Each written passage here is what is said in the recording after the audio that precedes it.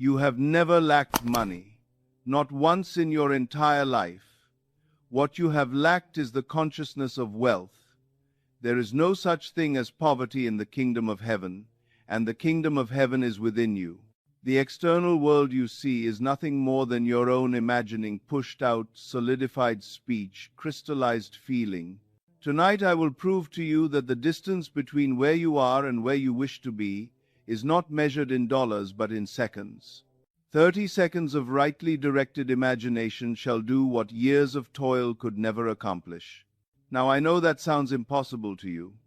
I know that as you listen to these words, something inside you is already protesting. You are thinking of your bills. You are thinking of your bank account. You are thinking of the rent that is due and the debt that is mounting.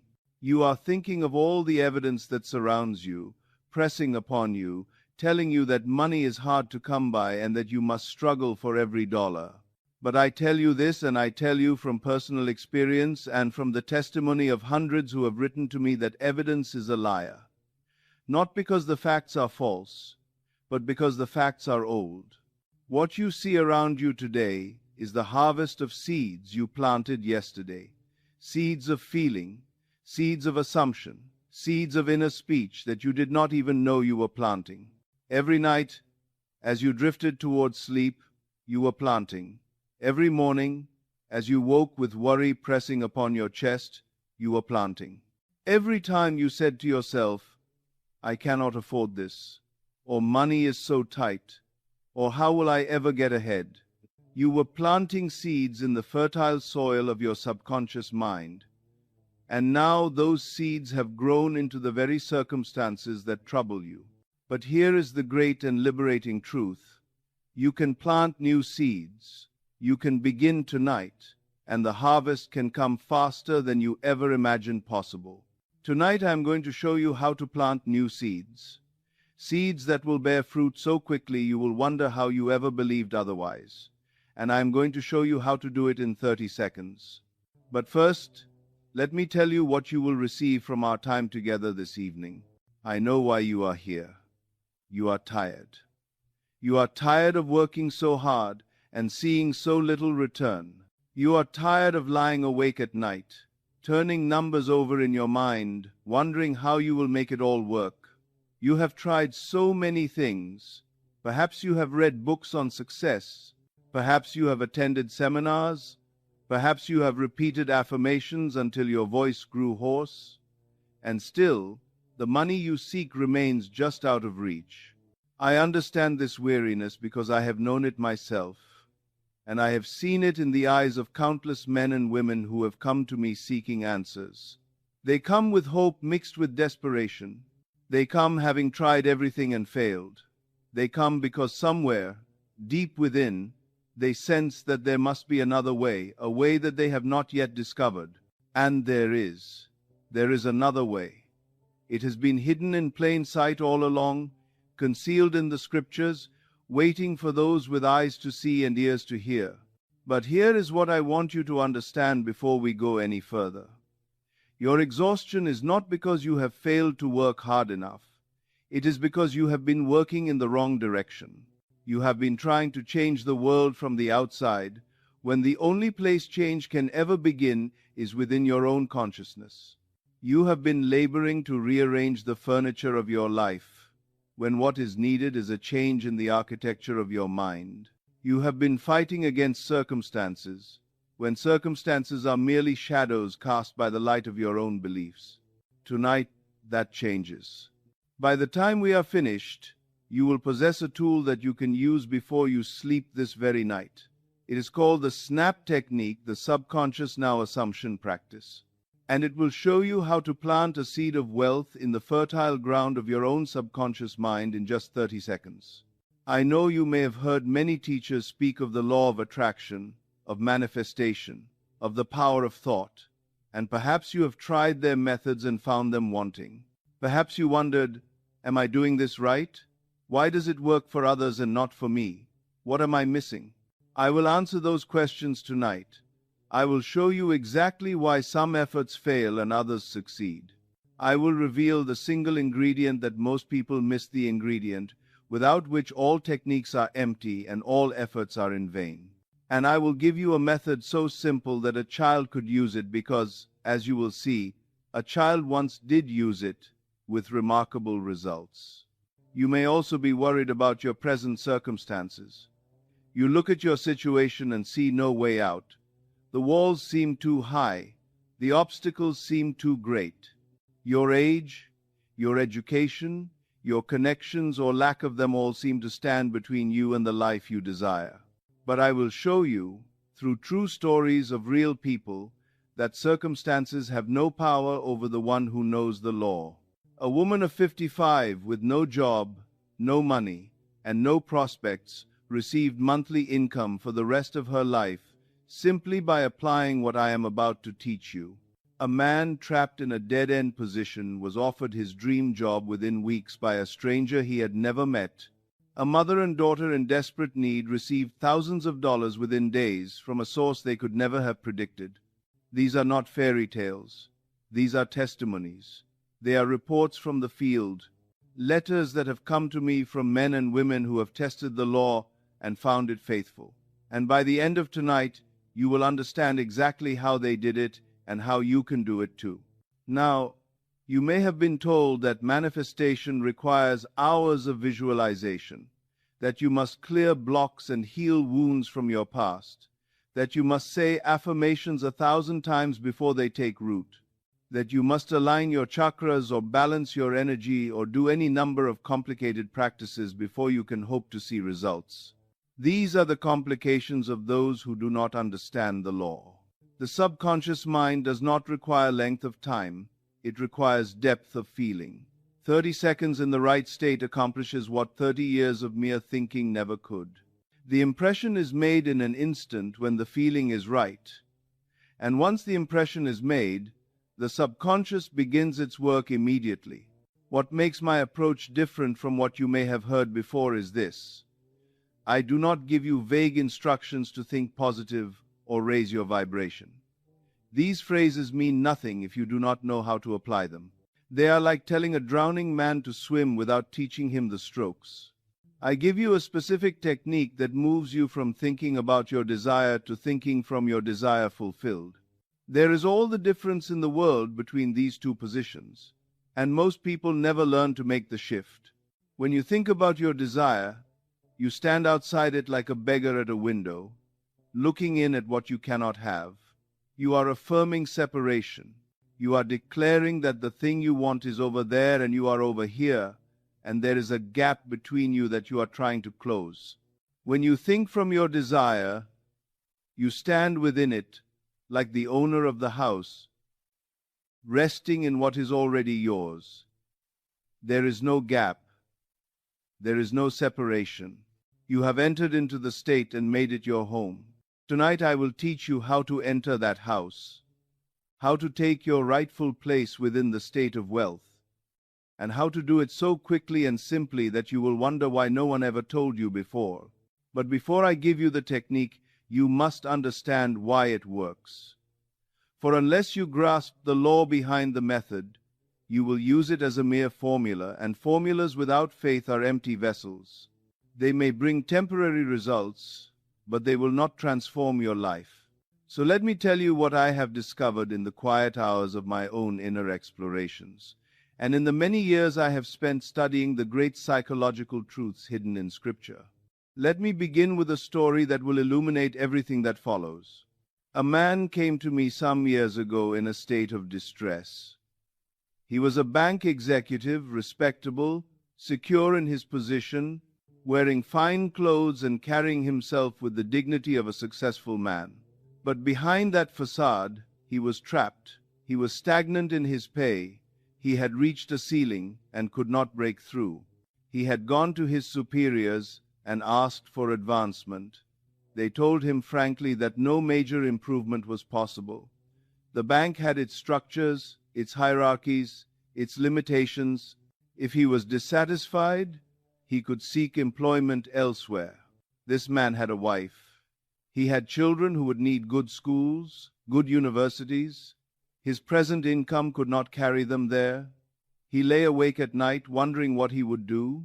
He had worked hard all his life, played by the rules, done everything that was expected of him, and yet the world seemed to have placed a ceiling over his head that he could not break through no matter how hard he tried.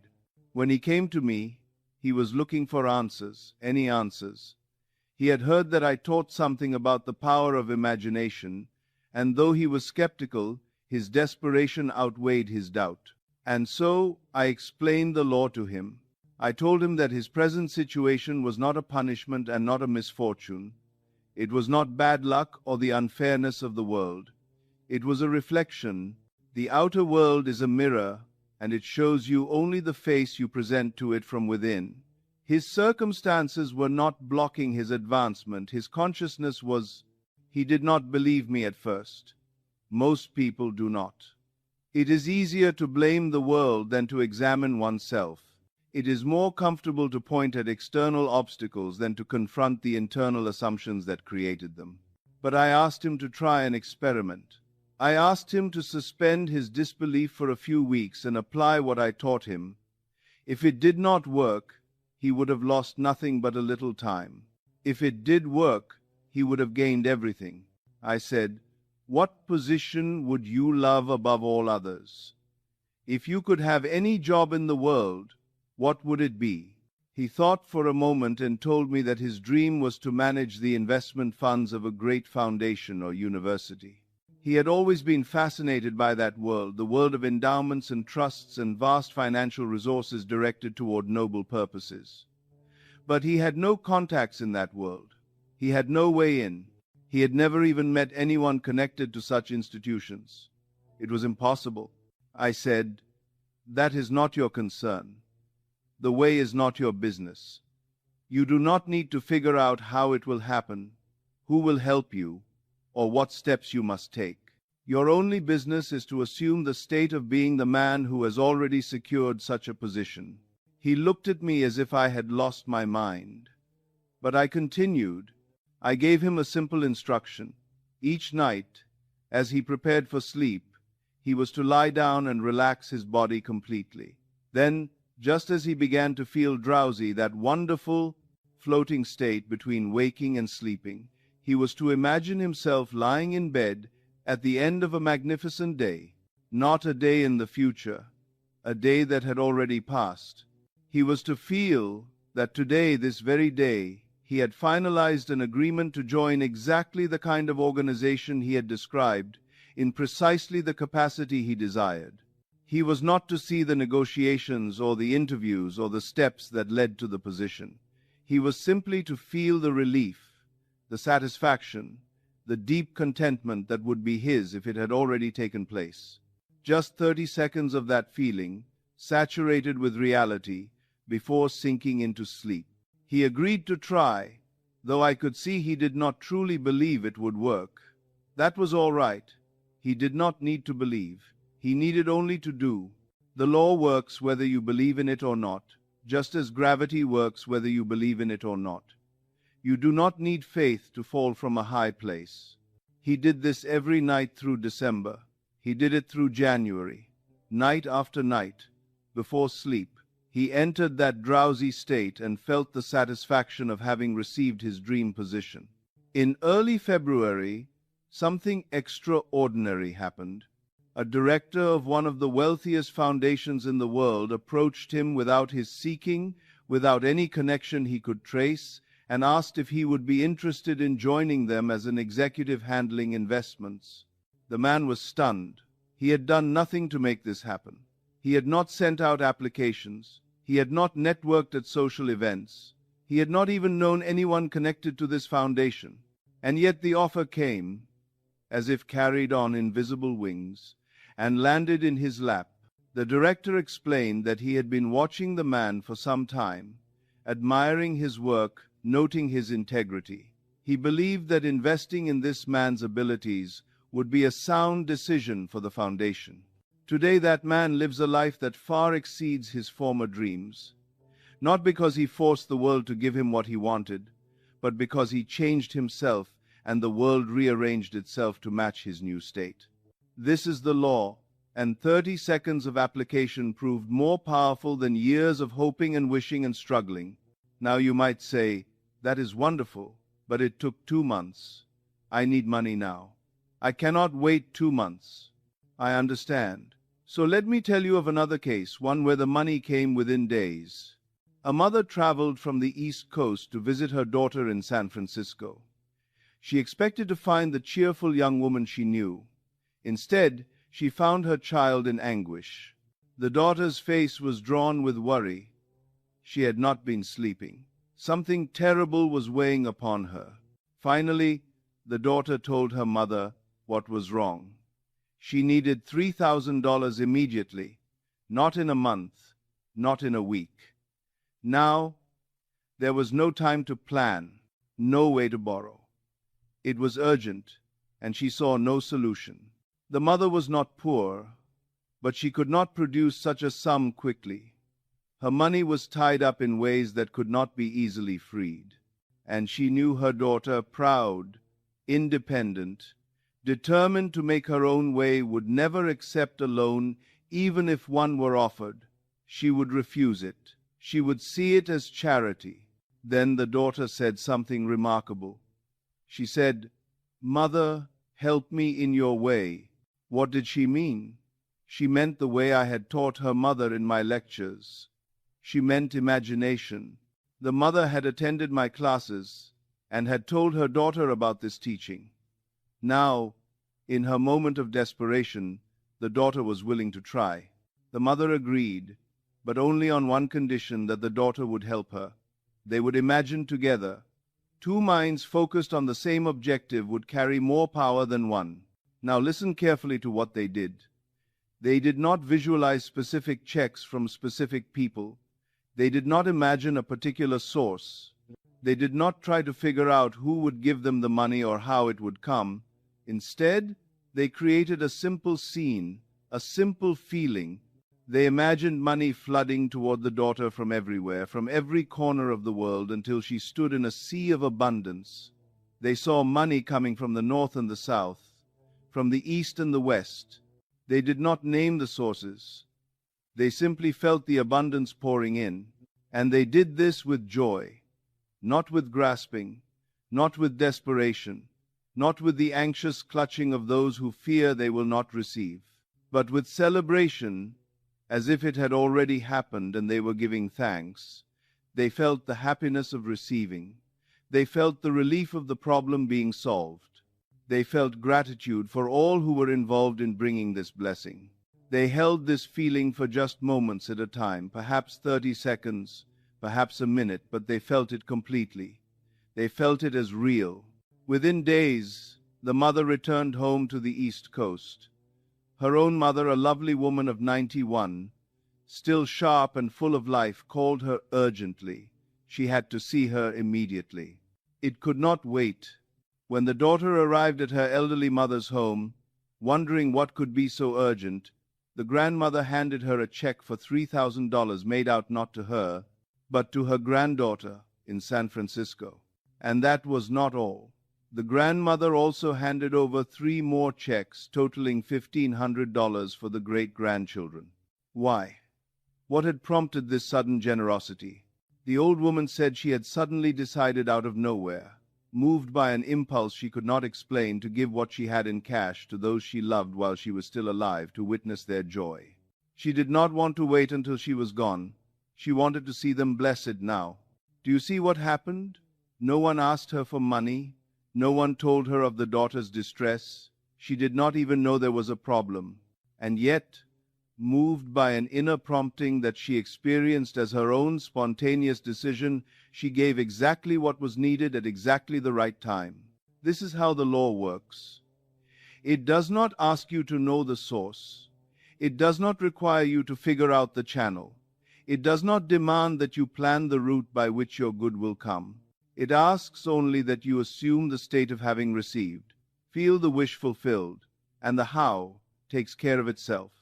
The channels are infinite. The ways are beyond calculation. The subconscious mind, connected to every other mind in what I call the larger consciousness, knows exactly how to bring your assumption into physical reality. You do not need to guide it. You need only plant the seed. The mother had imagined for perhaps 30 seconds at a time, feeling her daughter surrounded by abundance. And within days, money came from a direction no one could have planned or predicted. But perhaps you are still worried. Perhaps you are thinking, what if I cannot visualize? What if I am no good at seeing pictures in my mind? I have tried to visualize before and I just see darkness. Then let me tell you of a woman who solved this problem with a single phrase. And in solving it, she received more than she could ever have imagined. She was 55 years old. She had no job. Her car was falling apart, literally on its last wheels. She was behind on her rent and feared eviction. She had no proper clothes to wear to job interviews. Her bank account was nearly empty, and she had no family or friends who could rescue her. She stood alone in the world, at an age when the world does not easily give new chances. This woman had attended my lectures for nearly a year. She knew the teaching, she understood the principles, but she had never put them to the ultimate test. Now, in her desperation, she decided to do exactly that. What did she have to lose? She had already lost almost everything. At first, she tried to imagine each thing she needed: the car, the clothes, the apartment, the job. She would lie down at night and try to visualize herself driving a new car, or wearing fine clothes to a successful interview, or sitting in a beautiful apartment with the rent fully paid. But the list was so long, and her situation was so grim, that she exhausted herself with worry before she could even finish one visualization session. Her imagination kept collapsing under the weight of her circumstances. The images would form for a moment and then dissolve into anxiety. She could not hold them. Then she remembered something I had said about capturing a single feeling that could encompass all desires. She stopped trying to imagine specifics. Instead, as she drifted towards sleep, she began to feel simply and purely that something wonderful was happening to her right now. Not tomorrow, not someday when things got better, right now. She repeated to herself, with feeling, "Isn't it wonderful? Something marvelous is happening to me now." Now listen carefully to how she did this. She did not say these words as empty phrases, the way one might mumble an affirmation without really meaning it. She said them with feeling. She let herself feel the way she would feel if she had just received the most wonderful news of her life. She did not know what the news was. She did not try to define it. She simply felt the joy of it, the delight, the surprise, the gratitude, the wonder. She felt as though something marvelous had just happened, even though she did not know what it was. She did this every night for 2 months. Just 30 seconds or so before sleep, she would enter that drowsy state and feel, with all her heart, "Isn't it wonderful? Something marvelous is happening to me now." And then she would drift off to sleep, resting in that feeling. During the day, her circumstances remained difficult. The bills did not stop coming. The car continued to fall apart. But each night, she planted her seed, and each morning she woke with a strange sense of expectancy, as if something good were about to happen. Then one day she met an old acquaintance on the street, someone she had not seen in months. They exchanged pleasantries. He mentioned that he was about to travel to New York for business. They spoke briefly about the city and then parted. She forgot the conversation entirely. It meant nothing to her at the time. 1 month later, that man appeared at her door. He was holding an envelope. Inside the envelope was a certified check in her name for $2,500. She was too shocked to speak. How could this be? The story he told her seemed like something from a dream. It concerned a friend from her distant past, someone she had not seen or heard from in more than 25 years.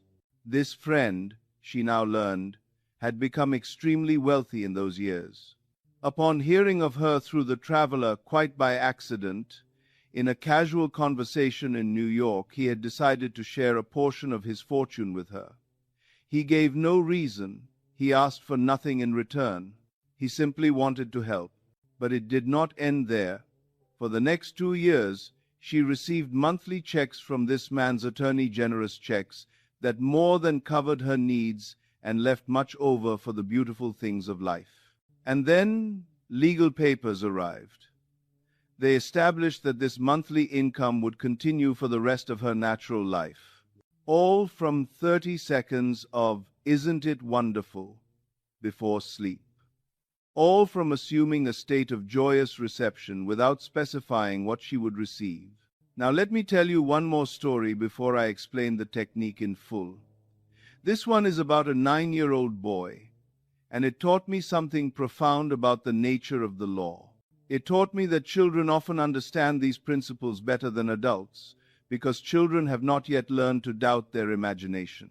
One afternoon, a grandmother brought her young grandson to my lecture in New York. She had come with questions of her own, practical questions about her business and her life. The boy sat quietly in his chair with a small toy truck, apparently absorbed in his play, while I spoke to the adults. I explained the law of assumption to his grandmother. I told her that whatever state she assumed, whatever she felt to be true of herself, she would inevitably experience in her outer world. The assumption, persisted in, hardens into fact. I told her the story of a soldier during the war who had longed to be home. Each night in his barracks, surrounded by hundreds of other soldiers, he would imagine himself in his own bed, in his own home. He would feel the familiar sheets against his skin. He would hear the sounds of his neighborhood. He would rest in the feeling of being exactly where he wanted to be. He did this night after night, and before long, he received an honorable discharge and returned home.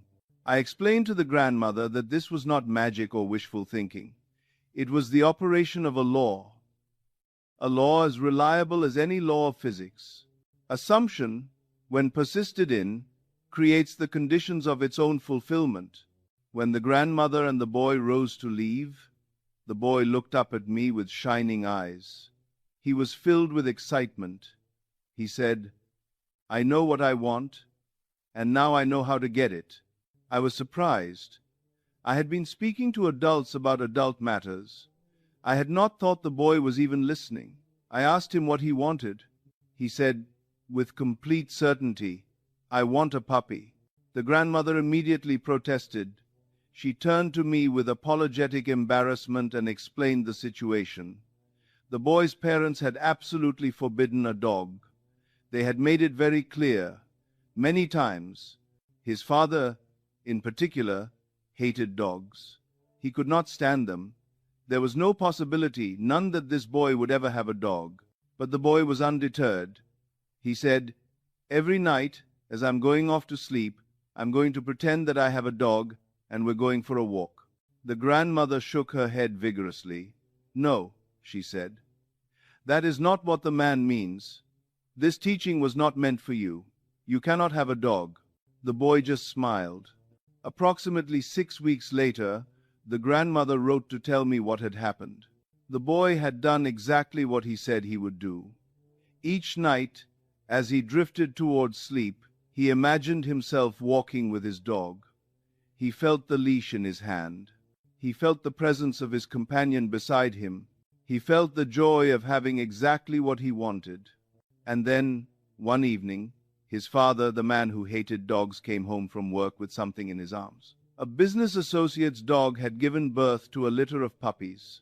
Something had come over the father at work that day. He could not explain it, but before he knew what he was doing, he had picked up one of the puppies and decided to bring it home to his son.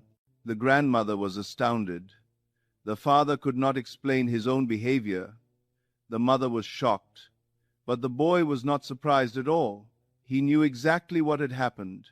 He had assumed the state of having a dog, and the world had rearranged itself to make it so. A 9-year-old understood the law in an instant. He did not ask how it would happen. He did not wonder whether it was possible. He did not concern himself with the obstacles. He simply assumed he already had what he desired, felt it real each night before sleep, and let the law do its work.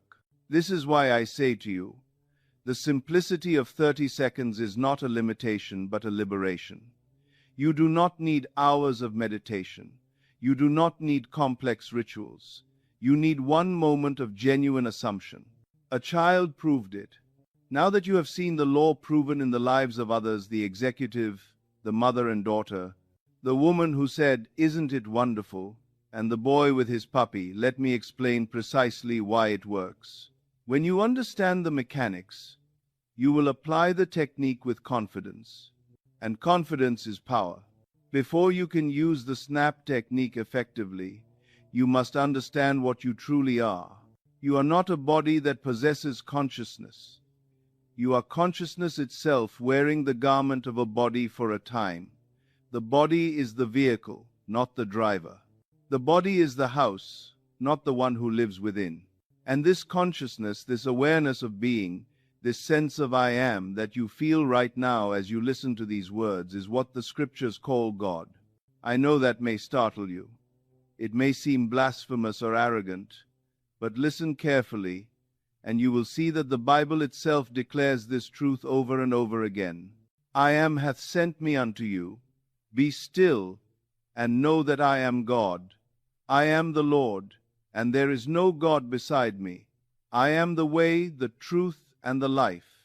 Every time the scriptures speak of I am, they speak of your own awareness of being, not a God in the sky on a distant throne, not a being separate from yourself who may or may not choose to help you, but the very power of awareness that makes you conscious that you exist right now.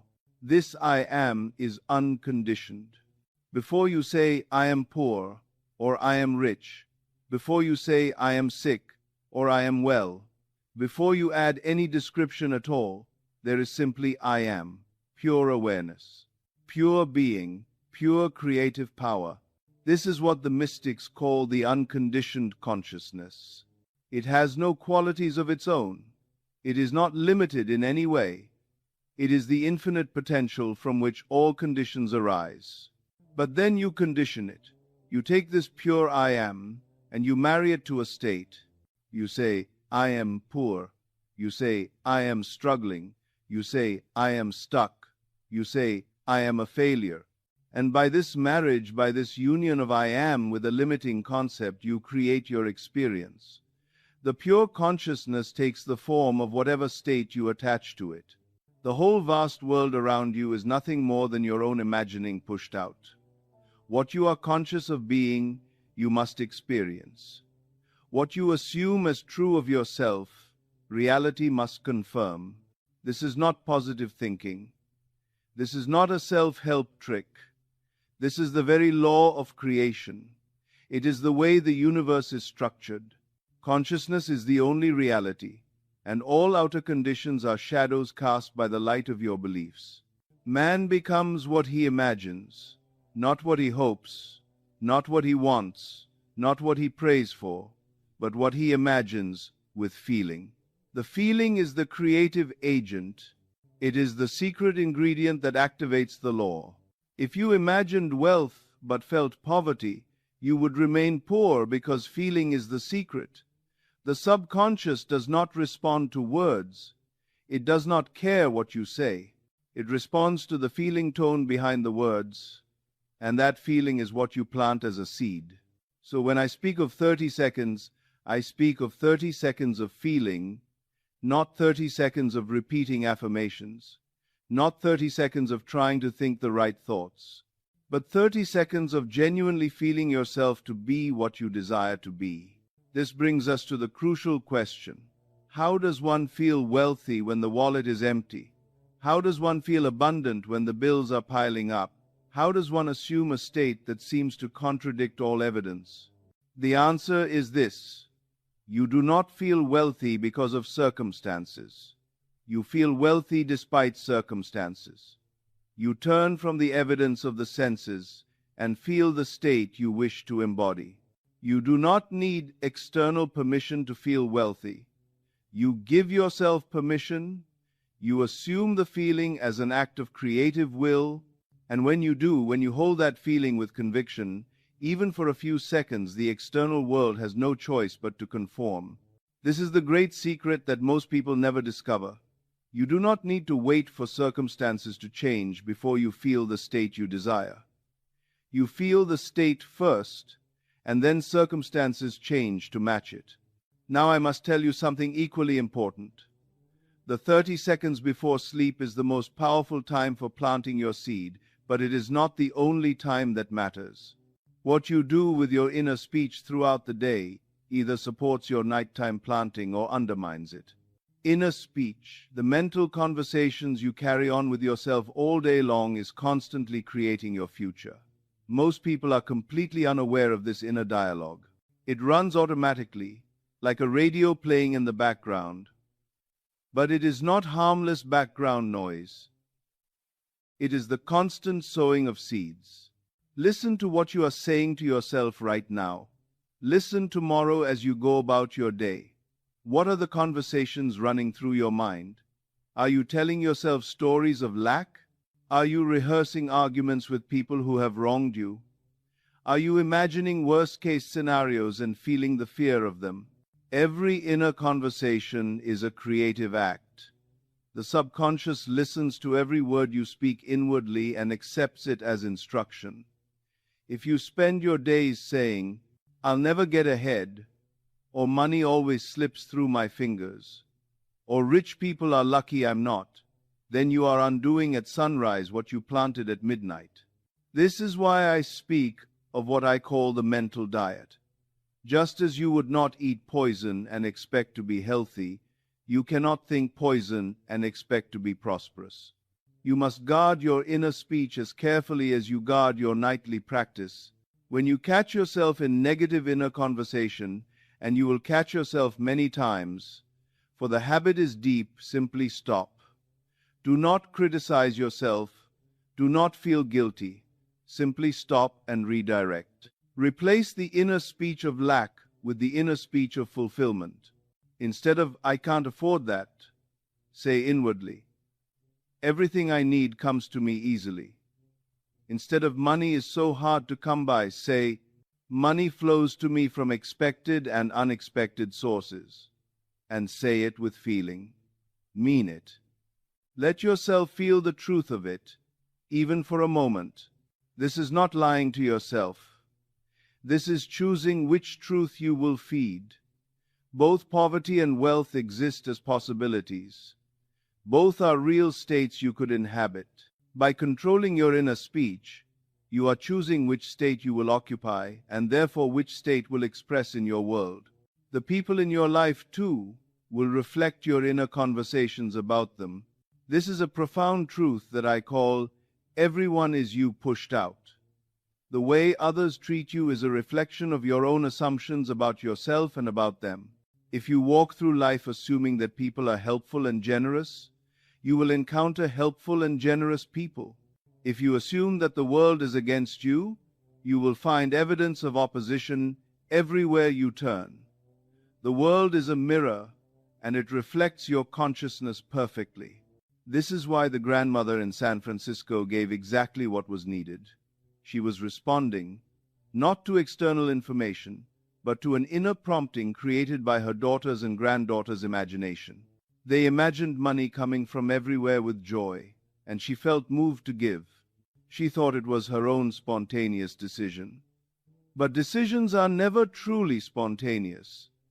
They are the outer expression of inner states, sometimes our own, sometimes the states that others hold concerning us.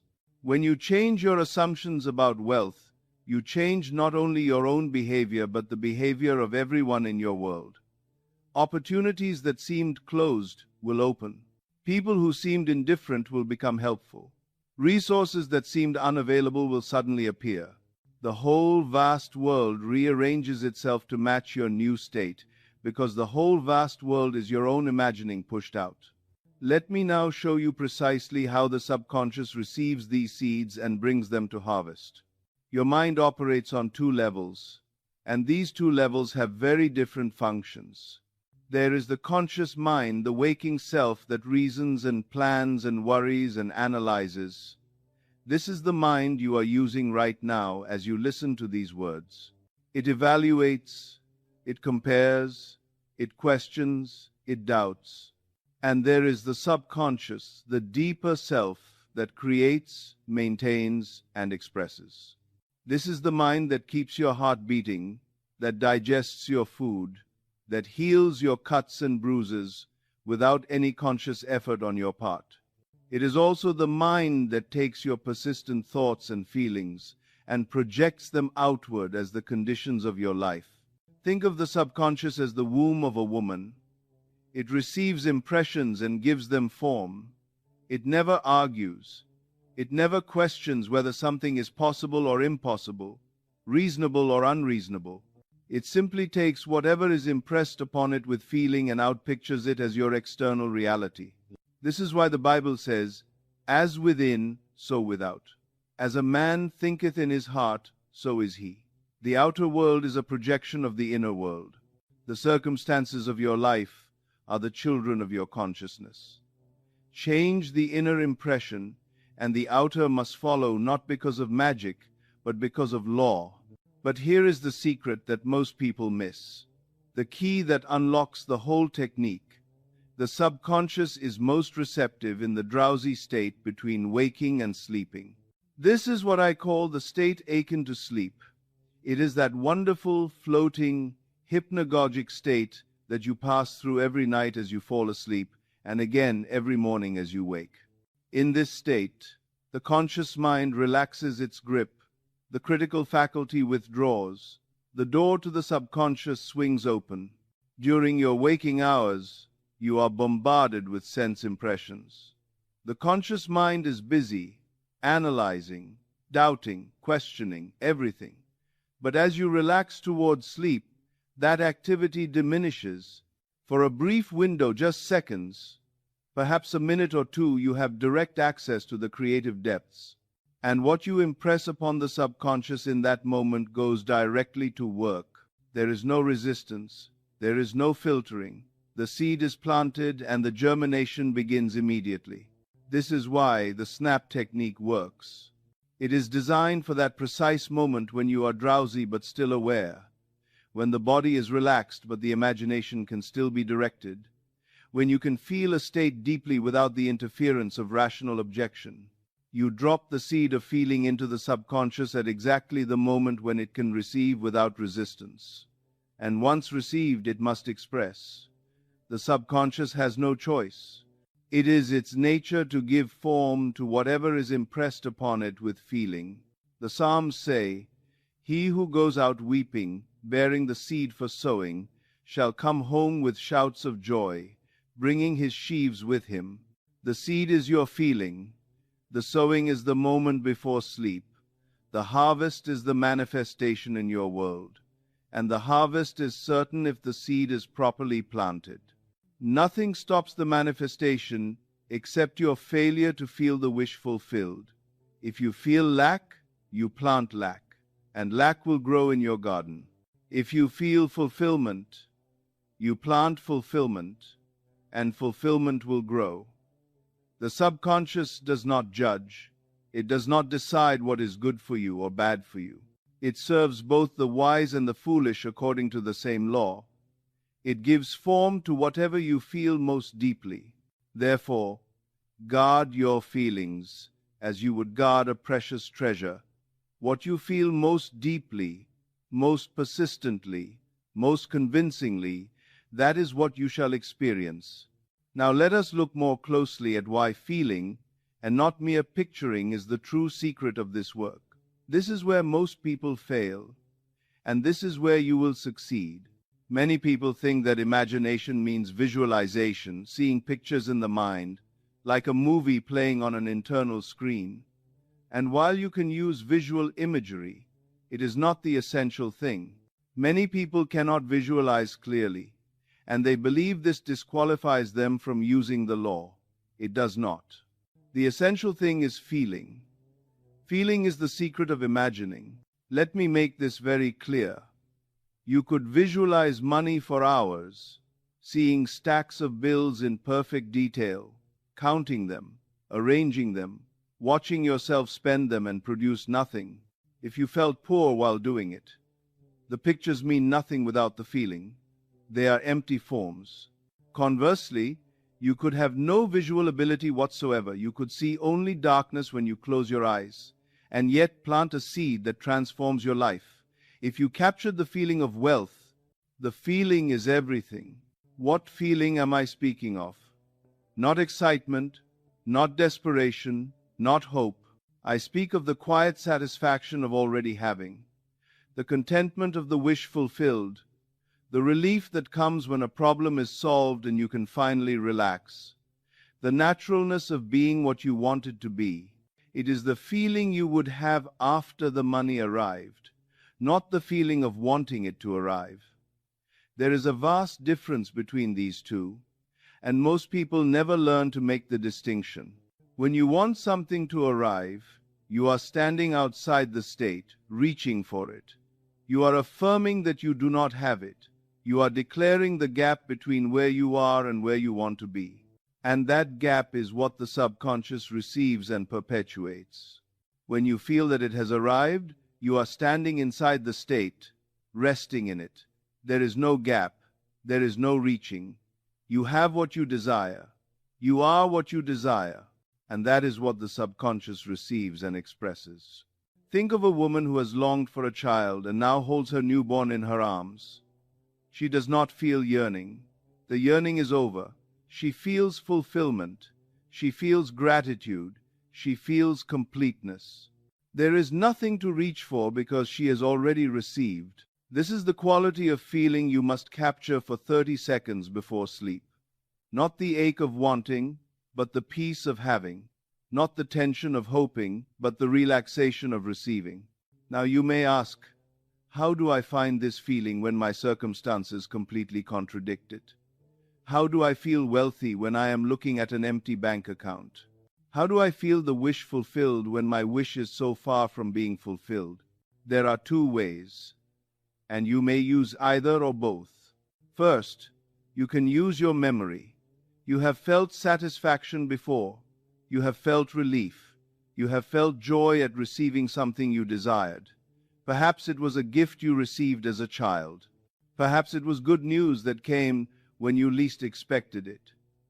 Perhaps it was the feeling of finally finishing something difficult and being able to rest. Call up that feeling, not the memory of the specific event, but the quality of the feeling itself. Happiness, relief, satisfaction, contentment, gratitude, and then attach that feeling to your new desire. Feel it about your financial abundance, even though the abundance has not yet appeared. Second, you can use your imagination directly.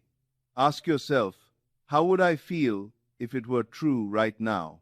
If the money were in my account this very moment, if all my bills were paid and there was plenty left over, how would I feel?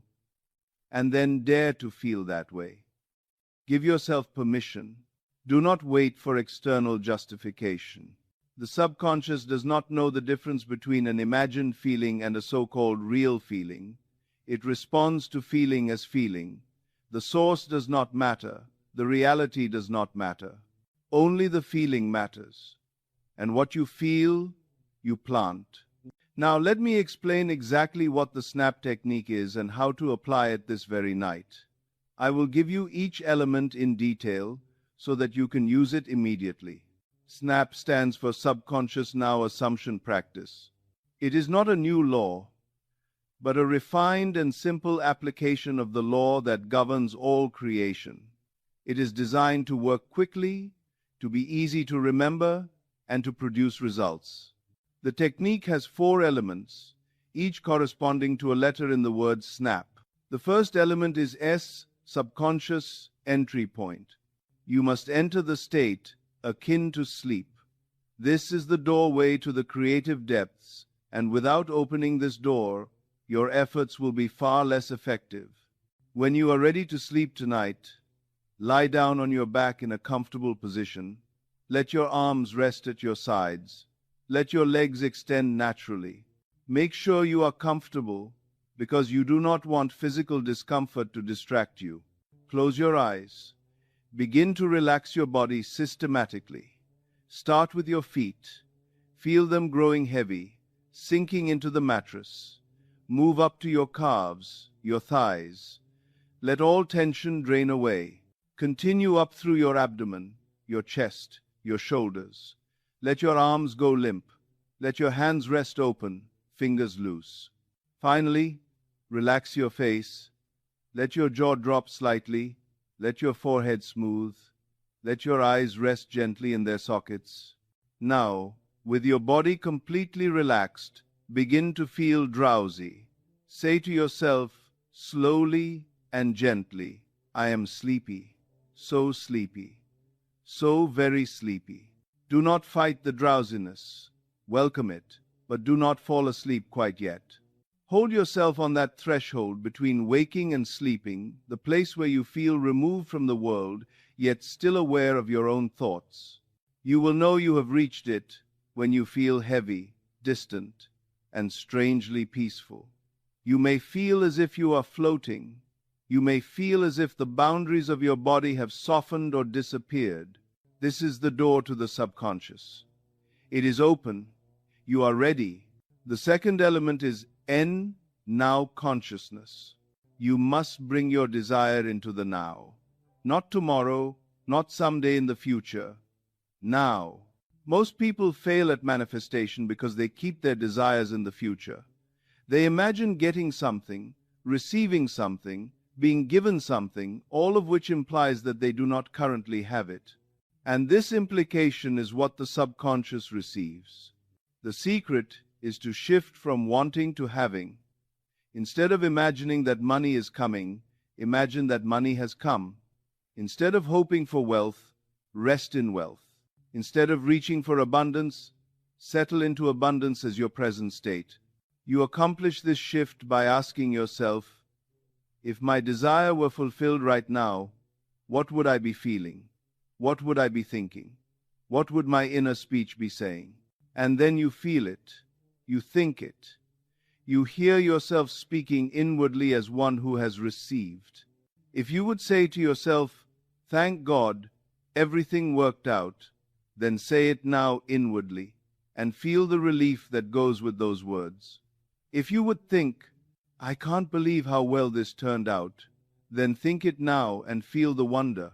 If you would tell a friend, everything is taken care of, then imagine telling them now and feel the satisfaction of making that statement. The third element is A, assumption of the wish fulfilled. Assumption is the act of identifying with a state. When you assume wealth, you do not pretend to be wealthy. You recognize yourself as wealthy. There is a subtle but crucial difference between these two. Pretending maintains the old self underneath, playing a role it does not believe. The pretender knows that the act is false, that the real self is still poor, still lacking, still wanting. And this knowledge is what the subconscious receives. Assumption replaces the old self. It is not acting, it is being. It is a movement of consciousness from one state to another, a complete shift of identity from one who lacks to one who has.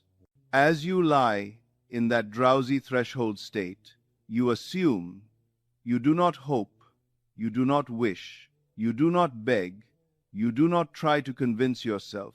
You simply assume, you dare to believe even if only for 30 seconds that you are now what you desire to be. And here is the beautiful thing.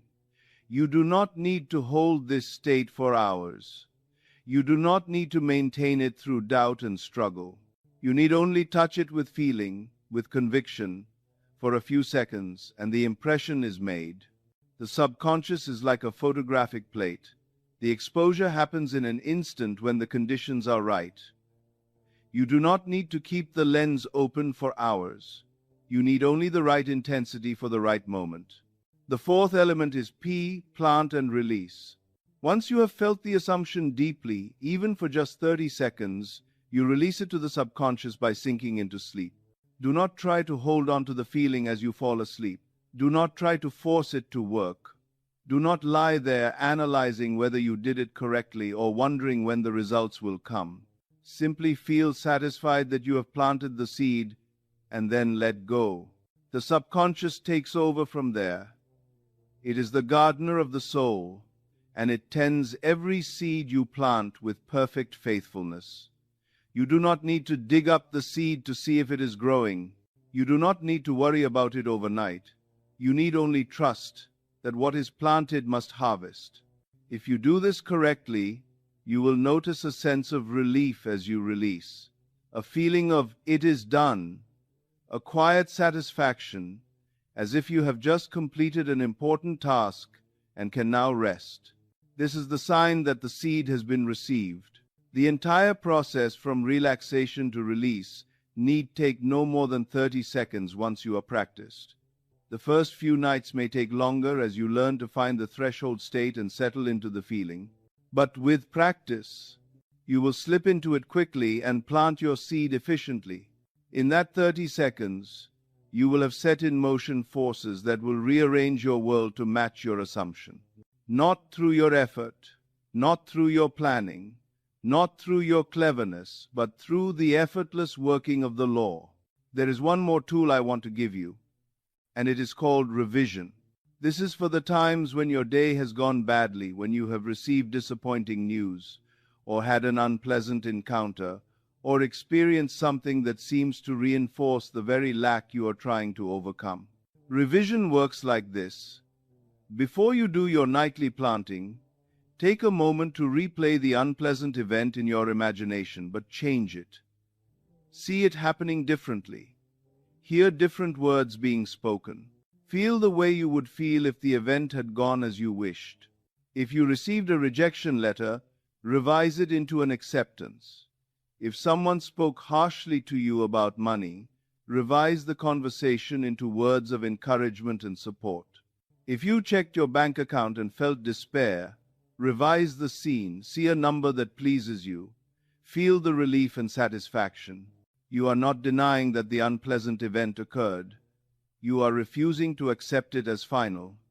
You are rewriting the script of your life by changing the inner record. And when the inner record is changed, the outer reality must eventually conform. Use revision every night before your main planting. Clear away the debris of the day. Rewrite the scenes that troubled you. And then, with a clean slate, enter your drowsy state and plant your seed of abundance. Now let me address some questions that may arise as you practice this technique. I want you to be prepared for the obstacles that may come so that you can overcome them. What if I fall asleep before I feel the state fully? This is common at first. The threshold state is very close to sleep, and sometimes you will slip across the line before you have finished your work. If this happens, you have planted whatever you were last feeling, which may or may not be what you desired. If you fell asleep feeling the wish fulfilled, good. If you fell asleep in doubt or worry, less good. The solution is practice. With time, you will learn to hold yourself in that threshold state long enough to complete the work. You will recognize when you are about to slip into sleep and will do your planting before you cross over. You can also practice at other times when you naturally find yourself in that drowsy state. In the morning, when you are waking but have not yet fully risen. In the afternoon, if you rest. In the night, if you wake briefly. Any time you are naturally drowsy, you have access to the threshold. What if I cannot stop thinking about how the money will come? This is the interference of the conscious mind trying to help. It wants to figure things out.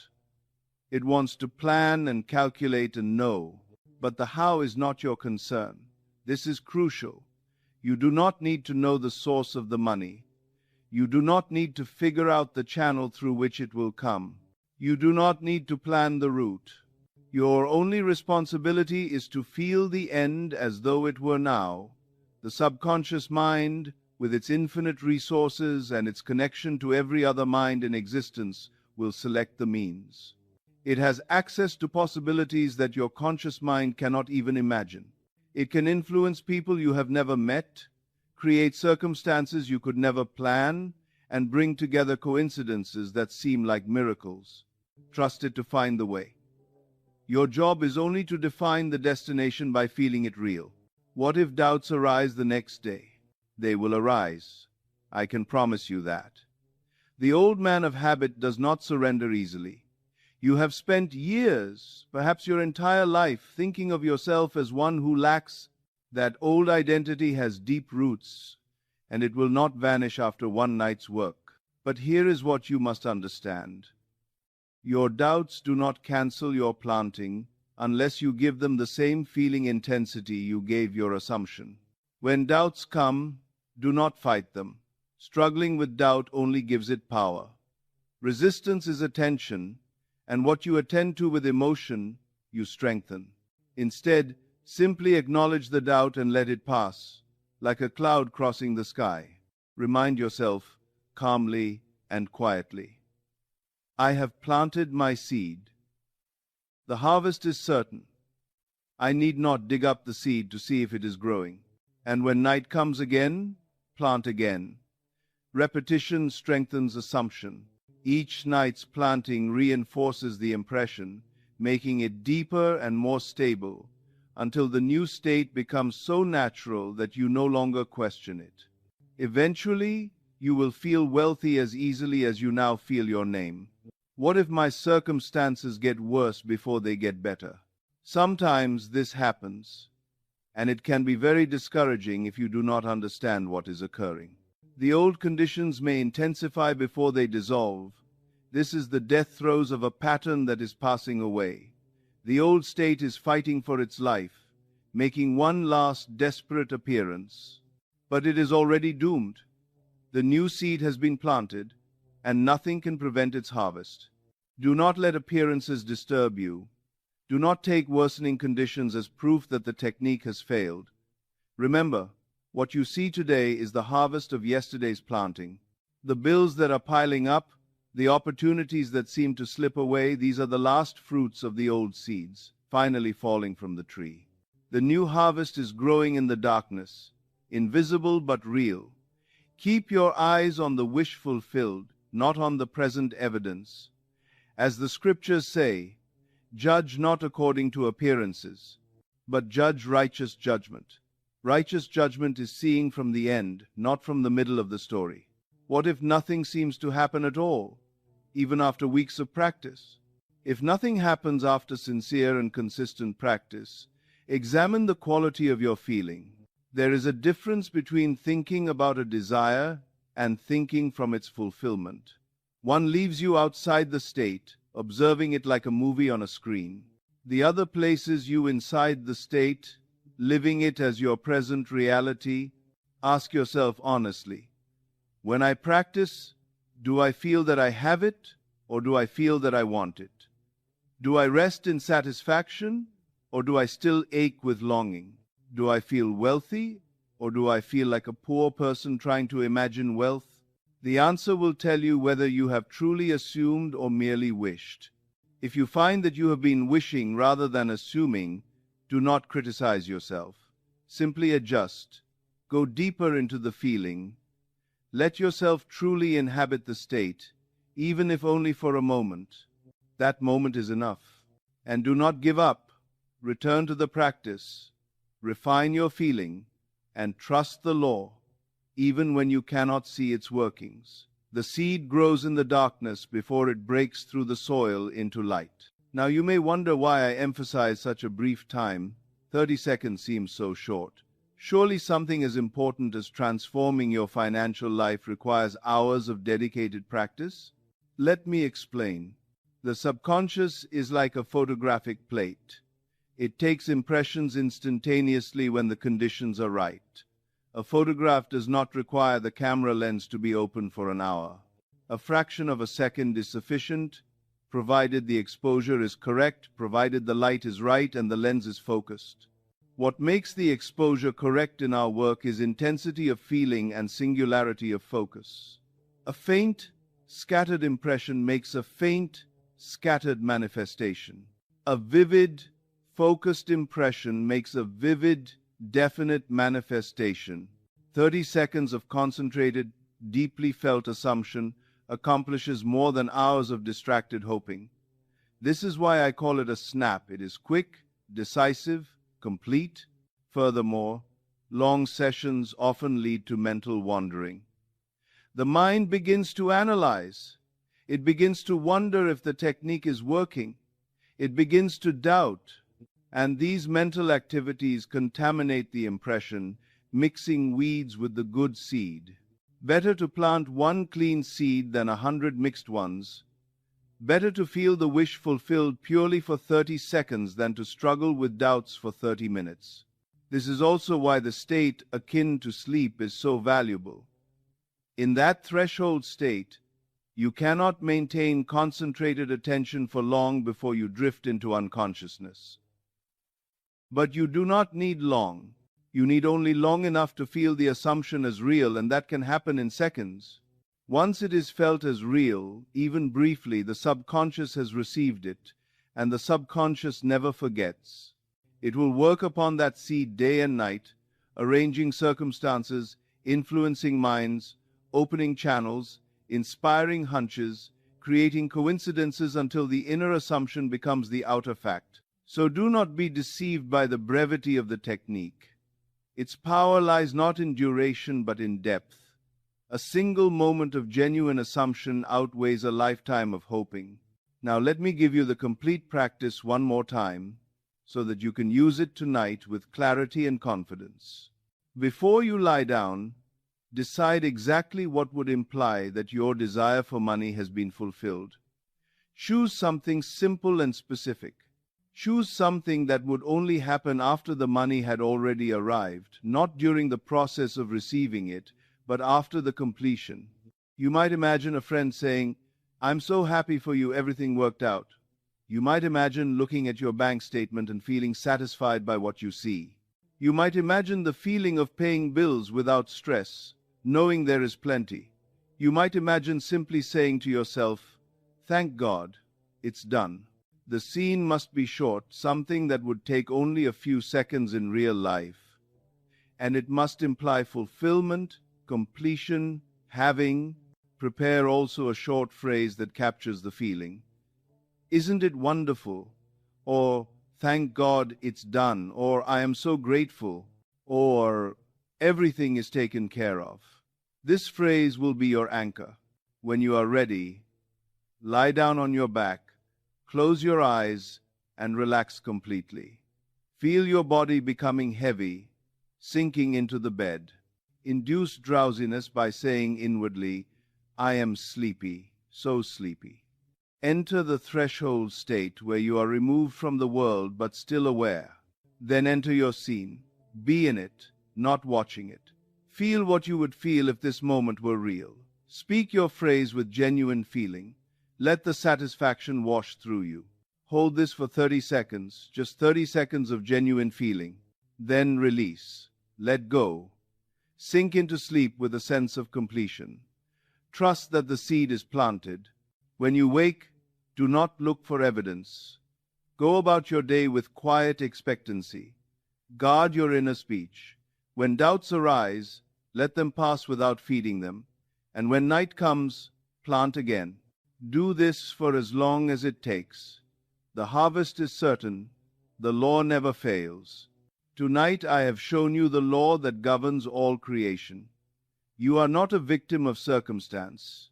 You are the author of circumstance. You are not seeking wealth from a world that withholds it.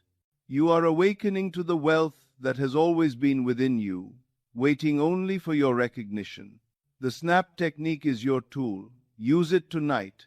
Use it every night until your desire becomes your reality. 30 seconds is enough. The depth of feeling matters more than the length of time. One genuine assumption outweighs 1,000 hollow repetitions. The stories I have shared tonight are not exceptions to the law. They are illustrations of the law that operates without exception. The executive, the mother and daughter, the woman who said, "Isn't it wonderful?" the 9-year-old boy, all of them proved the same principle in their own lives. What they had in common was not unusual power. It was simple obedience to the law. They assumed, they felt, they released, and reality confirmed their faith. You can do the same. You will do the same. Beginning tonight, take this affirmation with you into sleep.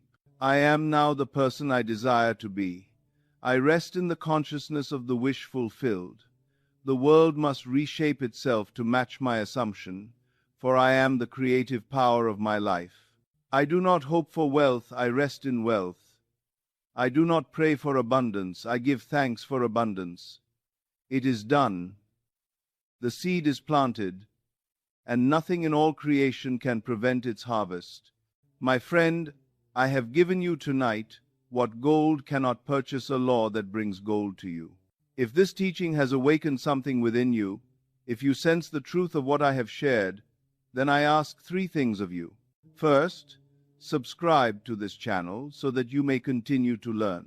There is much more to share, deeper mysteries, further applications, greater revelations of the power that sleeps within you, waiting to be awakened. Let us walk this path together. Second, if this message has touched you, press the like button so that others who need it may find it. There are many who lie awake tonight in desperation, not knowing that freedom is 30 seconds away. Let your simple action be the bridge that brings them here. Third, leave a comment below. Tell me of your intention tonight. Tell me what you will assume as you drift towards sleep, and when the manifestation comes, as it must return and share your testimony. For every story of success becomes a lamp that lights the way for those who follow. Now go, the night awaits, and in the sanctuary of your own consciousness, the treasury of heaven stands open. Assume your good, feel it real, and let it be done unto you according to your faith. Sleep well, my friend, and may you wake tomorrow to a world that has already begun to reshape itself in the image of your highest imagination. You are the dreamer of your life, and within the infinite possibilities of your consciousness, countless parallel realities unfold, waiting for you to choose the one that reflects the deepest desires of your heart.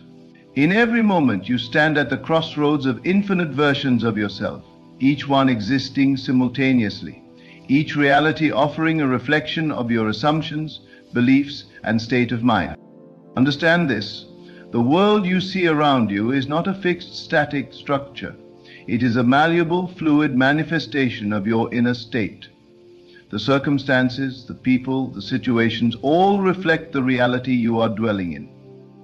And just as easily as you can change your mind about anything, you can shift into a new reality where all things align with your highest vision. The key lies in the recognition that you are not bound by the physical world. What you see, what you touch, what you experience is but the external expression of an internal state of being. When you change the way you feel, when you assume the feeling of the wish fulfilled, you step into a parallel reality where that wish has already been realized. Imagine for a moment that the life you dream of already exists. It is not a far-off future, a distant possibility. It is a present reality, one that you can move into by aligning your consciousness with it. The reality you seek is not out there, waiting for you to find it. It is within you, waiting for you to awaken to it. To shift, you must first let go of the belief that you are confined to this present moment or this current set of circumstances. Release the notion that this is all there is. The present moment is simply the result of past assumptions. Your future, your next reality, is already on the horizon, and all that is required of you is to shift your focus and claim it. You shift into a new reality, not by force or struggle, but by entering a state of knowing. It is a state of assumption, a state of belief in the unseen. You no longer need to wait for things to change on the outside. As you change your inner world, your thoughts, your feelings, your assumptions, you will naturally move into the parallel reality that matches your new internal state.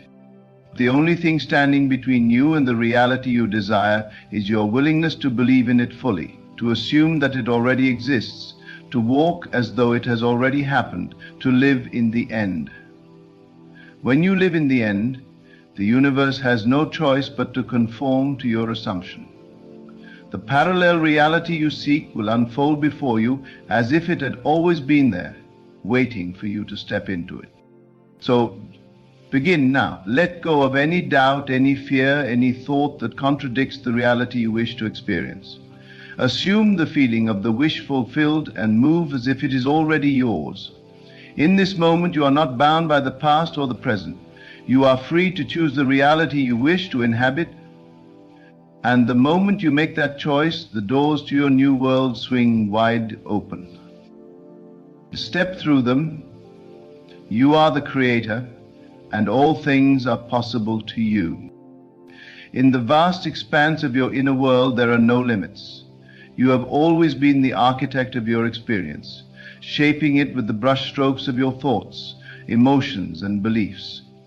You are the conscious creator of your reality, and the world you see is simply a reflection of what you have assumed to be true.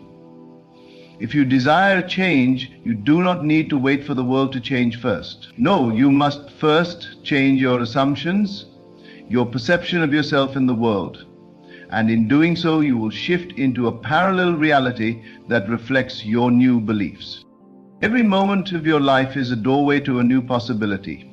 Your perception of what is possible determines your reality. What you believe to be true, you experience. This is not a random or haphazard occurrence, but a law that governs the very fabric of existence. If you desire a new experience, a new reality, you must first change the internal world, the world of your thoughts, feelings, and beliefs. Once you do, the external world will follow suit. But many find themselves trapped in the illusion that their reality is fixed, that it is determined by forces outside of themselves. They believe they are subject to the circumstances of the world, to the people around them, to time and space. They look at their current situation and assume it to be their fate, unable to imagine that another reality, one that is more aligned with their deepest desires, exists. This is where the power of assumption comes into play. Assumption is the key that unlocks the door to a new world. It is the act of assuming that the thing you desire is already true. It is not a wish, nor a hope, nor a distant dream. It is a knowing. When you assume the feeling of the wish fulfilled, when you walk through the world as if your desire has already manifested, you are shifting into a parallel reality where that desire is already a fact. But how can this be? How can you step into a reality that is not yet apparent in the physical world? The answer lies in the nature of consciousness. Everything you experience in the physical world is a projection of your consciousness. Your thoughts, your feelings, your beliefs. They create your reality. The world outside of you is not separate from you. It is a mirror reflecting your inner state. Therefore, if you desire to shift into a new reality, you must first shift your consciousness. You must become the person who already has what you desire. You must live in the end as if the thing you want is already yours. When you assume the end state of your desire, the universe must conform to it. It has no other choice. The law of assumption operates universally and indiscriminately. It does not care whether your desire seems realistic or far-fetched. It does not care whether your current circumstances suggest otherwise. It is simply the law, and it works with absolute precision. The moment you begin to assume the feeling of the wish fulfilled, you are planting a seed in your consciousness. Just as a seed in the soil grows and eventually produces fruit, so too will your assumption grow and eventually manifest in your external world. The seed of your desire, once planted in the fertile soil of your imagination, will begin to take root and manifest itself in the physical world. And it will do so in ways that are beyond your conscious understanding, for the universe knows exactly how to bring your desire into being. Now, some may ask, but how do I shift into a reality where my desires are already fulfilled when the present moment seems to contradict everything I want? The answer lies in the power of imagination. Imagination is the bridge between the unseen and the seen, the known and the unknown. Through imagination, you have the power to transcend the limitations of time and space. You are not bound by the present moment. You are free to enter any reality you choose, simply by directing your imagination toward it. You see, the present moment is only a snapshot of your past assumptions. It is not the end of the story. It is merely a reflection of what you have believed in the past. The future, the next moment, is not predetermined. It is a vast field of potentiality, ready to be shaped by the thoughts, feelings, and assumptions you hold in this moment. The key to shifting into a new reality is to no longer identify with the present circumstances that seem to bind you. The moment you let go of the belief that your current situation is fixed, that it defines who you are and what you can have, you open yourself to the possibility of a new reality. When you assume the feeling of the wish fulfilled, when you step into the reality you desire with full conviction, you are not pretending. You are not forcing something to happen that doesn't already exist. You are simply tuning into the frequency of that reality, aligning your consciousness with it. And when you do this, the external world must follow. It cannot resist the power of your assumption. You may wonder, but how long does it take for my new reality to manifest? The answer is simple. As long as it takes for you to fully assume the feeling of the wish fulfilled and sustain that assumption without wavering. Time is a reflection of your beliefs, and as you change your inner state, time will bend and shift to accommodate your new reality. So the moment you shift your assumptions, the moment you fully step into the reality of your desires, the physical world will begin to reflect that new assumption. But the key is persistence. You must remain true to your assumption no matter what the external world tells you. It may take time for the physical world to align with your inner state, but you must trust that it is already done. The moment you assume the feeling of the wish fulfilled, it is done. There is no need to check or question it. Your desires are already on their way to you, and all you must do is remain faithful to the assumption that they are yours. You see, you are not bound by the physical limitations of time, space, or circumstance. The world you experience is a direct reflection of your consciousness, and just as easily as you can shift your focus from one thought to another, you can shift your entire reality. The key to this shift lies in your ability to believe in the unseen, to live in the end, and to trust that the universe is always working in your favor, aligning your external world with the assumptions you hold within. When you fully embrace this truth, when you understand that you are the creator of your reality, you will begin to see the world differently. No longer will you feel at the mercy of the external world. No longer will you believe that your circumstances are unchangeable.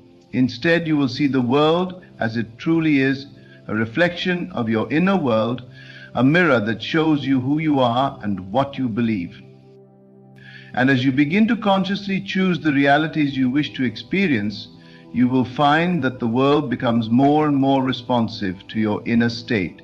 Doors will open, opportunities will arise, and people will show up who align with your new assumptions. Your external world will shift to match the new story you are telling yourself. And with each shift, you will feel more and more empowered, more in control of your experience, and more deeply connected to the limitless potential within you. As you aware that your current situation, do not be deceived by what you see. Do not let the present moment convince you that your desires are out of reach. Know that the reality you seek is already here, waiting for you to step into it. You are not bound by your past. You are not limited by your present. You are free to move into any reality you choose. The key to that shift is in your hands, and it is already at work within you.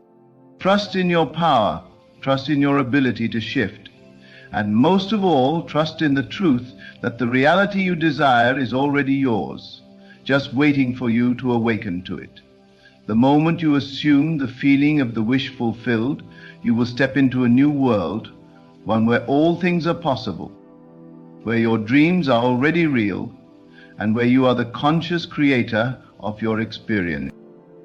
You are not a passive observer in this world, you are an active participant, the central creator of the reality you experience.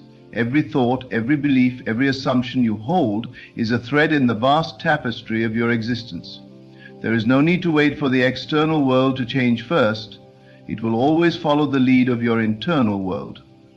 The secret is in understanding that the outer world is but a reflection of what you are internally. If you desire a different reality, all you need to do is adjust your inner vision, change your state of being, and the world will shift to match it.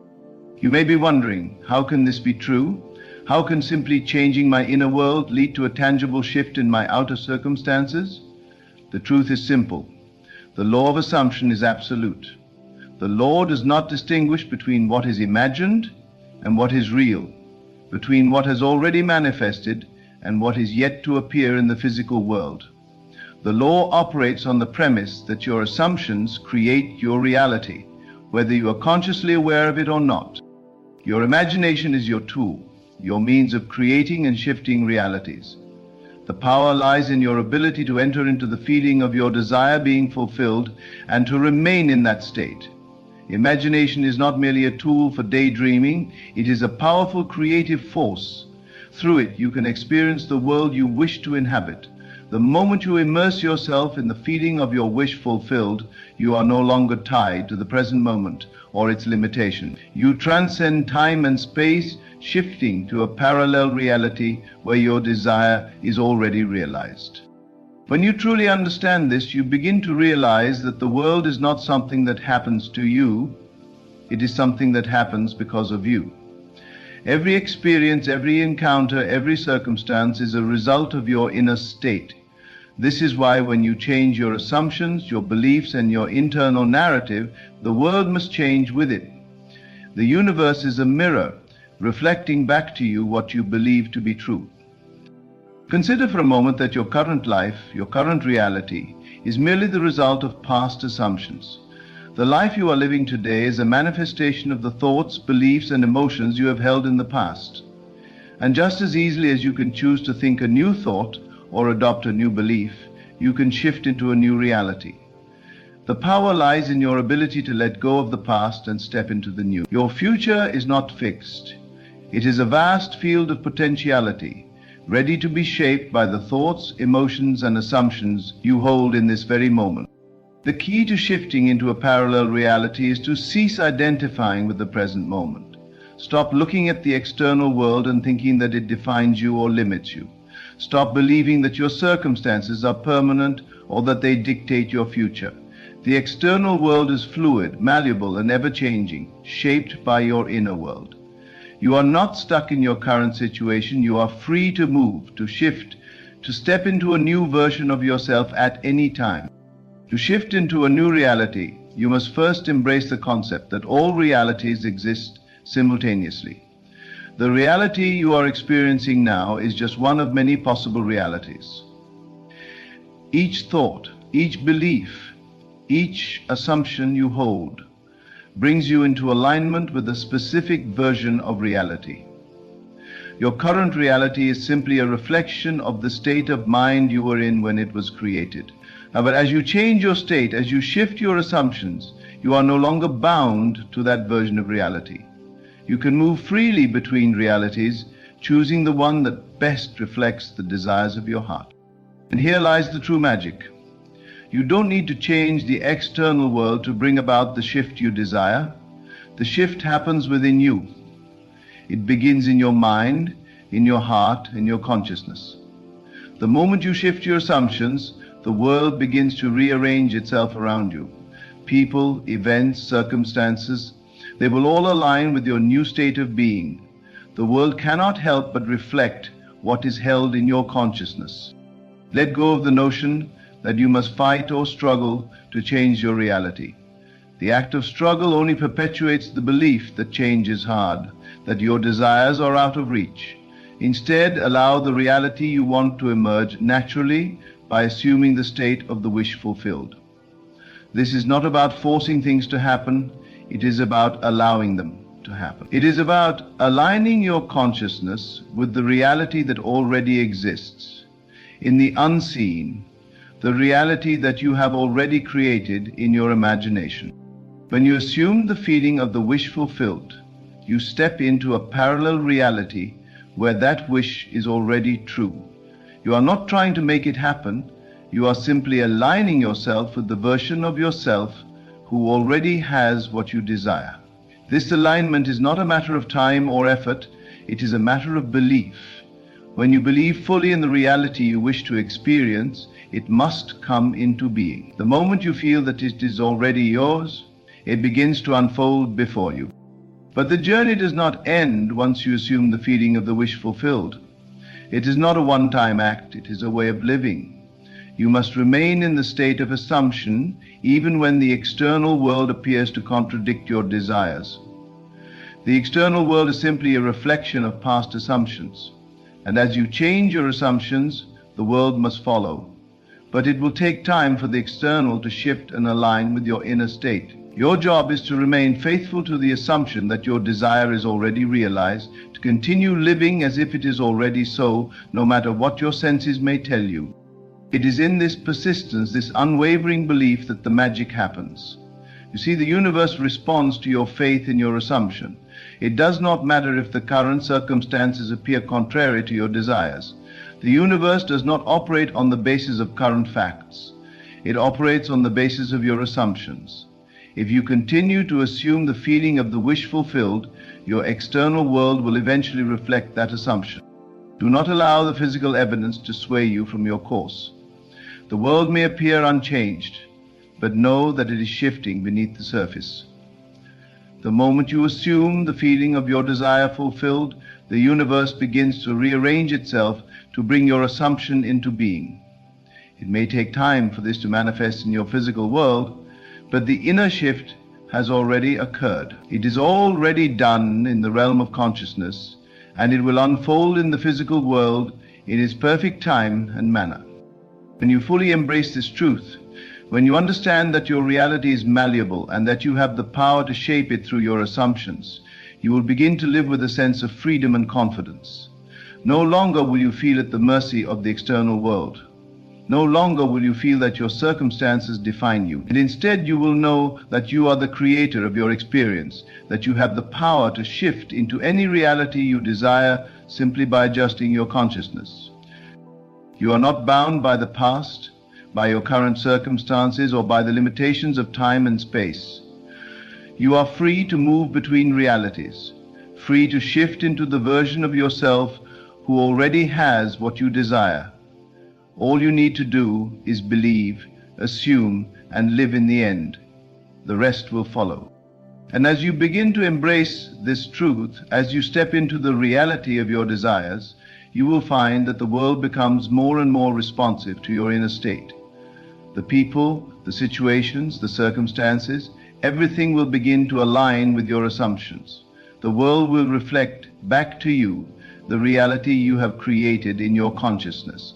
And with each shift, you will grow in your understanding of your true power as the creator of your reality. As you continue to align your consciousness with the reality you desire, you will notice subtle shifts taking place within your experience. These shifts may begin small, appearing as little synchronicities, coincidences, or signs that the universe is rearranging itself to match your new assumptions. Trust in these signs, for they are evidence that you are on the right path. The universe does not operate in a linear fashion, and your manifestation does not follow a fixed timeline. But know this, every moment you stay true to your assumption, you are getting closer to the full realization of your desire. The process of exemplification is often easy to become discouraged when the external world does not immediately reflect your new inner state. You may look at your current circumstances and wonder if anything is really changing. It's important to understand that the process of shifting realities is like planting a seed. You do not see the seed sprout immediately, but you know that the process is happening beneath the surface. With time and consistent nurturing, the seed will grow, and the reality you are assuming will begin to unfold in the world around you. Do not let doubt or impatience deter you. Your assumption is the most powerful force you possess. When you hold a strong and unwavering belief in the reality you wish to experience, the external world must conform to it. It is inevitable. The law of assumption is unfailing. The universe is always working with you, responding to the frequency of your thoughts and beliefs. That's the natural effect of many wish fulfillment. And the moment you believe fully in the reality you desire, that reality will begin to materialize in ways that are beyond your conscious understanding.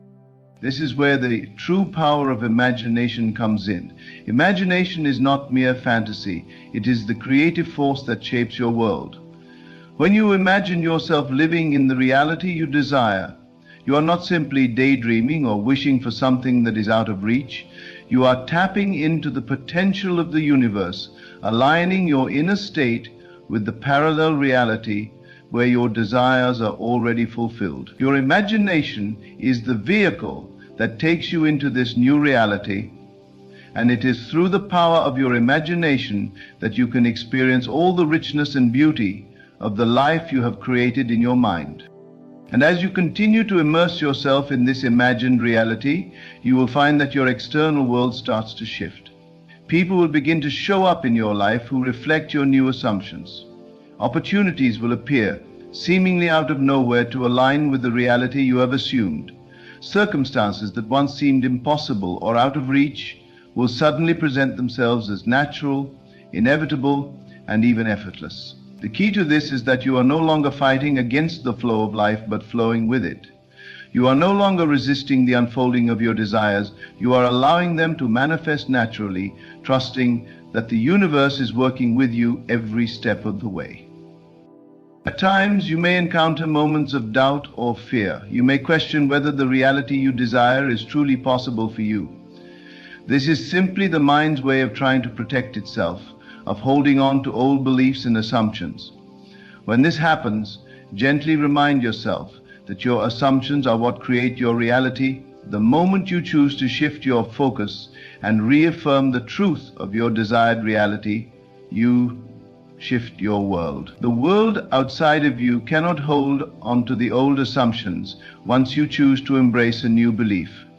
The power of your consciousness is far greater than anything that might seem to stand in your way. It's crucial to remember that the world outside of you is always changing in response to your inner state. Your thoughts, your feelings, and your beliefs are the driving force behind everything you experience. If you want to see a change in your external world, you must first change within. The process is not about forcing things to happen. It is about stepping into the feeling of your desire already fulfilled. It is a state of being, not doing. You are not waiting for the external world to change to match your desire. You are simply choosing to live as though it has already happened, fully embodying the reality you wish to experience. Your emotions play a key role in this process. When you can cultivate the feeling of joy, gratitude, love, and fulfillment as though your desires have already been realized, you are aligning yourself with the vibration of that reality. Emotions are energy in motion, and they carry a frequency that attracts like energy. When you feel good, when you feel the emotions of your desires already being fulfilled, you are sending out a signal to the universe that aligns with the reality you wish to experience. The stronger and more consistent the emotion, the more magnetic it becomes, pulling that desired reality towards you. It is important to remember that your thoughts and beliefs are not just ideas floating around in your mind. They are powerful forces that shape your reality. Your inner world is not something that can be ignored or dismissed. What you hold in your mind becomes your experience. If you are constantly focused on what you don't have or what you fear, you will continue to attract more of the same. However, when you focus on what you desire, when you hold the image of your fulfilled wish in your mind, you are training your consciousness to move in the direction of that reality. You are not waiting for something to happen, you are making it happen. The moment you step into the consciousness of the reality you desire, you are already there. The shift happens in an instant. It is your ability to hold that state of being, to persist in the assumption of your wish fulfilled, that determines how quickly your external reality will shift to match it. In this process, patience is not about waiting for something to happen in the future. It is about maintaining your state of belief and trust in the unseen. You are not waiting for your desires to be given to you. You are simply allowing them to unfold, trusting that everything you need is already on its way to you. The more you focus on the feeling of having what you desire, the less you will feel the need to check or doubt whether it is coming. You will know it is already yours. Your reality is not separate from you, it is an extension of you. You are the creator, and the world is your canvas. Every thought you think, every assumption you make, paints a stroke on that canvas. If you are not satisfied with the picture you see, change your assumptions, change your focus, and begin painting a new one. The brush is in your hands, and you are the artist of your experience. The more you practice this, the more natural it will become. You will begin to see that the external world is not something you have to fight against or change with force. It is something you simply need to align with by assuming the feeling of your desires already fulfilled. When you do this, you will find that life begins to flow effortlessly, and the realities you once thought were distant and impossible will unfold before you as if they were always meant to be. You are not bound by the past, you are not bound by the present, you are free to step into any reality you choose. The power to shift is always within you, and it is always available to you. You need only to assume the feeling of the wish fulfilled, and the world will rearrange itself to match the state of being you have chosen. Trust in this power and know that the reality you desire is already on its way to you. The shift is happening now. In the end, remember that the power to shape your reality lies within you. You are not a passive participant in the unfolding of your life, but the conscious creator of it. Every thought, belief, and assumption you hold is a thread that weaves the fabric of your experience. The moment you shift your assumptions, you shift into a new reality, one where your desires are already fulfilled. It is not the external world that dictates your experience, but your inner state, your consciousness, that shapes the reality you live in. The law of assumption is absolute and unwavering. When you fully embrace the belief that your desires are already yours, the universe must respond to this assumption. It may take time for the physical world to reflect your inner state, but trust that it is already in motion. The key is persistence. Continuing to live as though your desires have already manifested without doubt or hesitation.